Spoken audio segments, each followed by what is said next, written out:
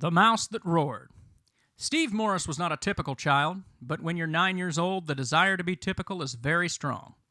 Steve was born in Saginaw, Michigan. When he was very young, his folks moved to Detroit, a little apartment on Hastings Street. Of all the people and things Steve has since forgotten and remembered from those early years, one woman stands out in his mind. One woman encouraged him and gave him the courage to be extraordinary. Steve's elementary school teacher, Mrs. Beneducci. Of course, Mrs. Beneducci was a wise woman. She realized that mere words to a 9-year-old might not carry much weight. With the unwitting aid of a little gray mouse, she seized instead upon a particular opportunity. And from that day, Steve knew his greatest pride, the calling of a life. It happened on a tiny school classroom in Detroit. The rest of the story. Mrs. Beneducci called her class to order. "Come now, Jesse, Annette, settle down, people. We're going to open with history today." The little ones squirmed in their seats, suppressing the nervous giggle of infant inmates wishing to be sprung. "I know you'd rather be outside playing," said Mrs. Beneducci.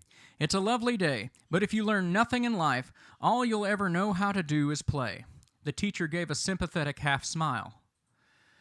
Young Steve Morris was quiet. "Amy," asked Mrs. Beneducci, "who was Abraham Lincoln?" Amy stared at her desk.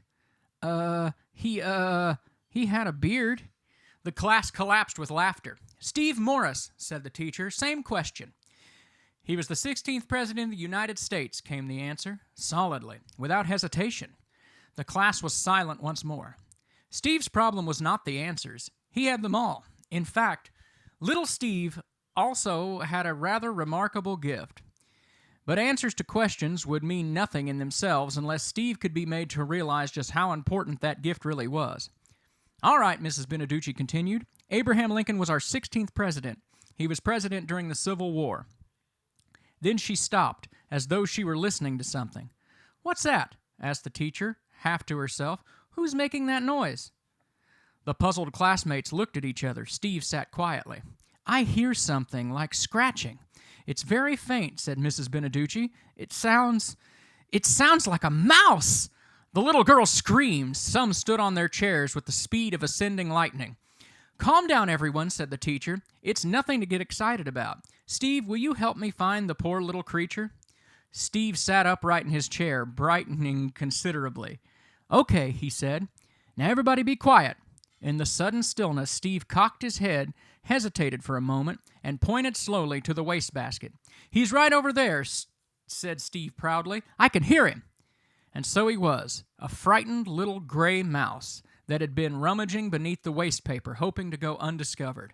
But he had been discovered by little Steve Morris, whom nature had given a remarkable pair of ears in compensation for having denied him eyes since birth.